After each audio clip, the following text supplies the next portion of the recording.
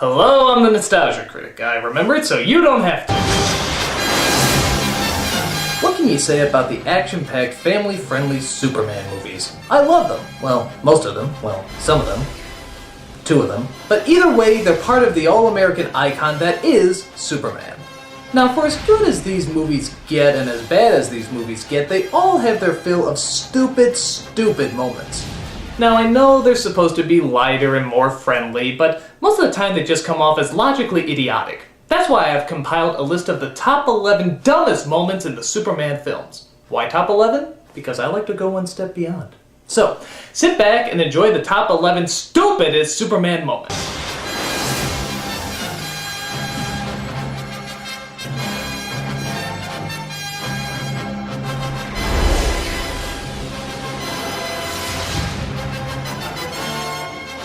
Number 11. The casting of Superman Returns. Now, I don't mean cast members like Kevin Spacey and Frank Langella, they did okay. What I'm mainly referring to is Brandon Routh as Superman and Kate Bosworth as Lois Lane. I mean, they weren't god-awful or anything, but they look 16! It's like if Superman met Dawson's Creek. Oh, wait, they already did that, but you get my point. They're simply too young to be in these roles. When I saw the first Superman movie, I didn't see actors, I saw friggin' Superman and Lois Lane. When I saw this new movie, I saw kids dressing up for Halloween. Where'd the real actors go? Sounds cheesy, I know. On top of that, they were pretty bland. I mean, both of them are supposed to be strong-willed, clever, and spunky characters. But here, it was like watching first graders holding hands at a school play. You didn't really buy it. It's a little alien. I guess the reasoning behind this casting was, despite his age, Brandon Routh did look an awful lot like Christopher Reeve. Well, if that's the reasoning, why didn't you hire this kid then? I don't know. Like I said, these two aren't horrible, they're just miscast. And when your protagonists look like people you'd ask to the prom rather than all-American heroes, something is definitely wrong. Personally, I think that's a load of crap. Number 10. The dumbass kid at Niagara Falls from Superman 2. Yeah, you remember this little moron? I mean, I know you gotta put people in perilous situations, but how dumb is this kid? And where the hell is his mother? Hey, Mom, look! Uh-huh. Yeah, honey, that's nice. Just don't fall off into the waterfall, okay, honey? I lost 5 of your brothers that way. I know kids do stupid things, but this is pretty hard to swallow. I mean, does the idiot have a death wish? My guess is he's probably friends with that girl who plays hopscotch off a cliff on that Korn album. That came totally out of nowhere! Remember me as a foolish clod! Of course, though, Superman comes in to rescue the boy and save the day. Take that, Darwin! Natural selection doesn't win today! There you go. Again! No, I'm sorry. Only one ride to a customer. And if you try to commit suicide again, I'll kill you. Number 9. The romantic flying scene recap from Superman 4. Now, we all remember the flying scene from the first Superman. It was charming, romantic, and all that other mushy stuff. But when you try to recreate it scene by scene, that's just embarrassing. Okay, so it starts off with Superman wanting to talk to Lois about something important. Rather than just flying to her apartment like before, he decides he wants to fuck around with her a bit. Clark, things aren't that bad! Clark, stop!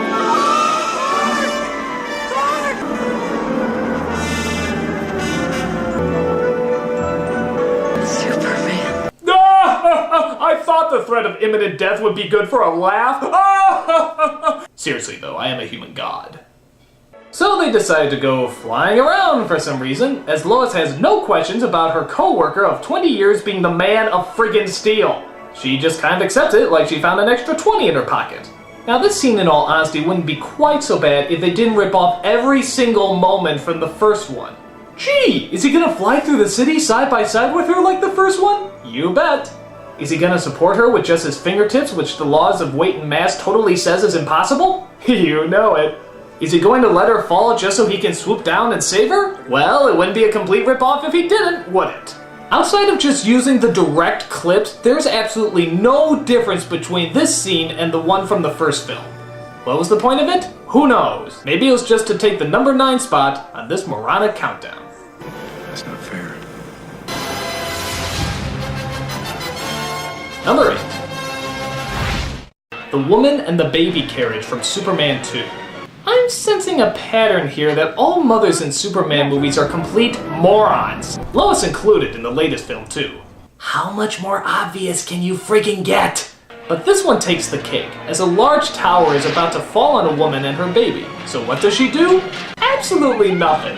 No, worse than nothing. She covers the child with her body. Yeah, that'll save you brainless bimbo! They're called legs! You move them back and forth to create a running motion. Look at this, at the rate the tower is falling, the way she's standing there crying, she could have run to Florida and back by now.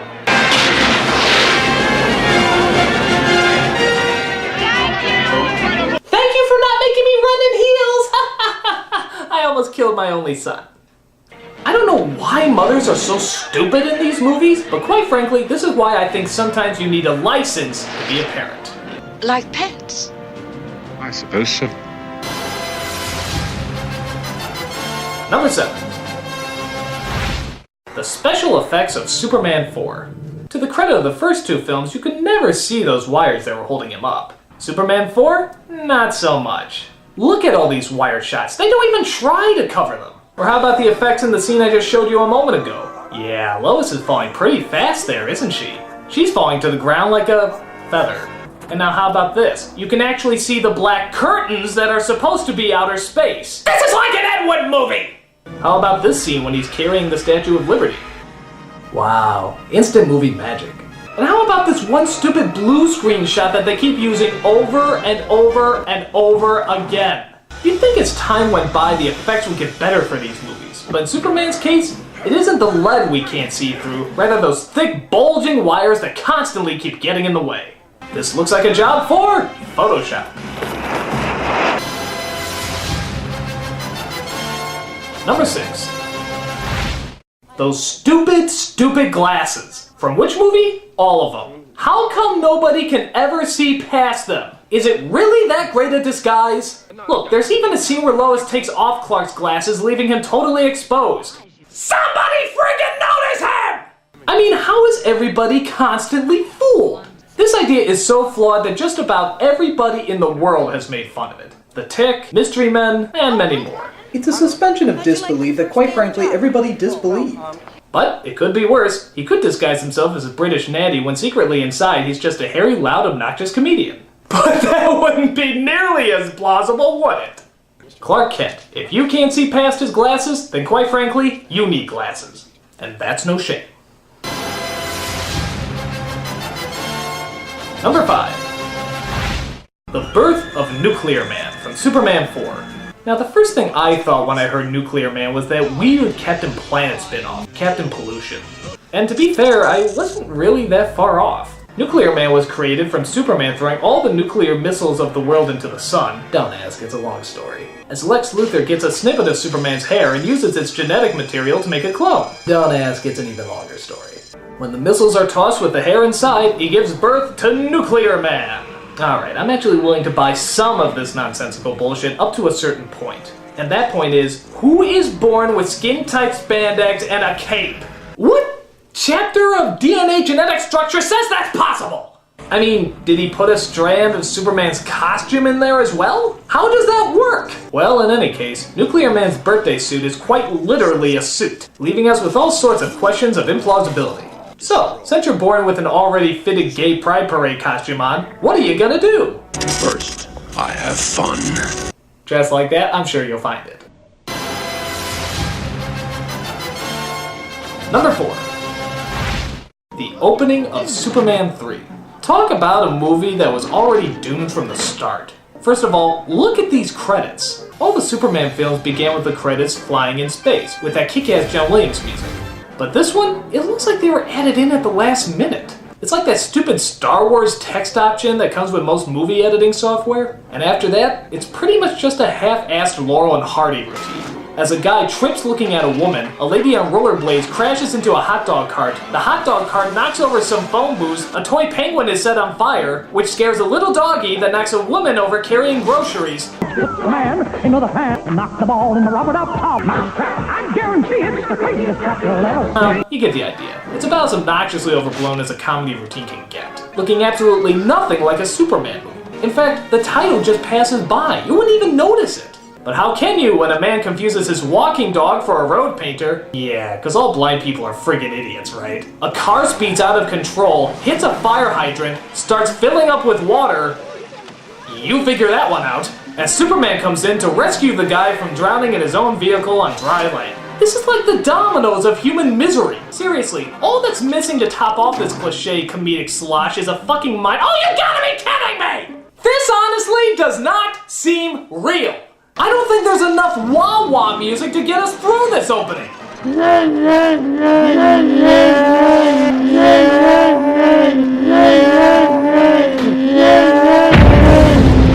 Right, you blew up the wah-wah machine! One gigantic comedic moment after another. The only thing missing? The humor. Say thank you. Number 3. The mind-scrambling kiss from Superman 2. This happens after Lois finds out Superman's secret identity. They go all the way through the movie, and I mean all the way, until they get to the very end, as Superman feels Lois's life would be a lot easier if she never knew who he really was. So he gives her a kiss that somehow deletes all memory about him being Superman. What's happening in the world? How the fuck does that work? Is there a mind-altering breath mint he slips her, or does his tongue just work his way into her brain and take out the parts he doesn't like? For that matter, why doesn't he use this power more often? I mean, it'd be weird, but he could technically use that kiss to give all the supervillains amnesia. He'd fly up to Lex Luthor and he'd be like, Superman, allow me to explain my evil plot. Who the hell am I? I mean, okay, it'd be gross, but imagine how many lives you could save. This was obviously used to get people back to the status quo. Lois doesn't know who Superman is, so it keeps the romantic mystery alive. But really, the only mystery left in all of this is, how the hell did that kiss work? Not one of your great thinkers. Number 2. Richard Pryor in Superman 3. Now, we've all seen Richard Pryor on stand-up and even in other movies. So we know this guy was not only funny, he was a comic legend. But I think somebody forgot to tell him that when he did Superman 3. Because good God, this is one of the unfunniest performances ever. And it wouldn't be so bad if he didn't have too much screen time, but to be honest, I think he actually has more time on screen than Superman does. Just watch some of his hilarious antics. It was great! He was just flying around. The cape was blowing in the wind. And he landed right in the middle of this big plantation. Dun, dun, dun, dun. Right? And he checked everything out, right, with his X-ray vision before he did that. Dried up everything. Just like that. I'm talking about dried it up like the machines that they have in the men's rooms. You know what I'm talking about? The hot air comes out and you put your hands under there and you dry them off. Sometimes they don't work, right? It's the Ross. It was the big.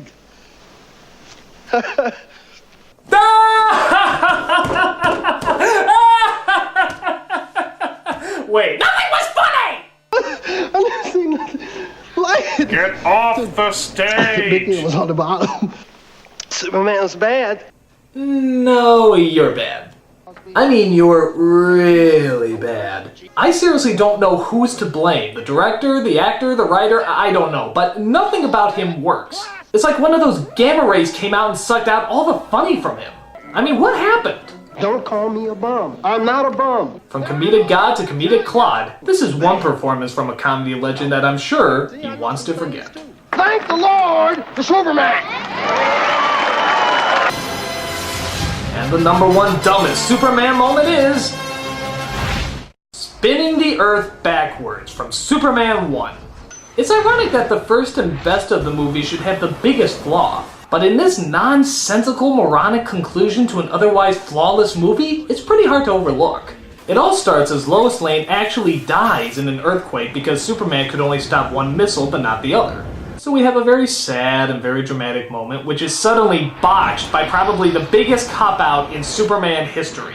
Superman flies around the world several times, forcing the rotation of the Earth to go backwards, thus sending everything back in time. That way he can stop the other missile, allowing Lois to live. Where the hell do I begin? First, if you stop the Earth and spin it back in time, you wouldn't time travel. People would just fall off the friggin' thing. And everyone will fly off the face of the earth. Second, if Superman can fly so fast that he could spin the Earth backwards, why the hell couldn't he just get both missiles then? Look, one will be there and one will be there. He passes them in like a nanosecond! Even you, with your great speed, couldn't stop both of them. No, he's just fast enough to fly around the Earth and change the rotation.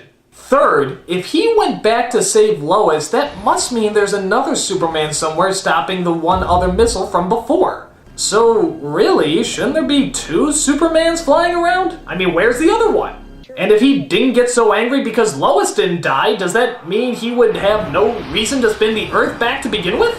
Fourth, why hasn't he done this before?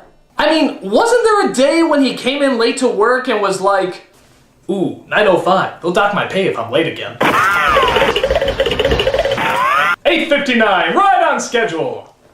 That's 4 problems with my #1 pick, as people still today can't figure out the technicals of this scene.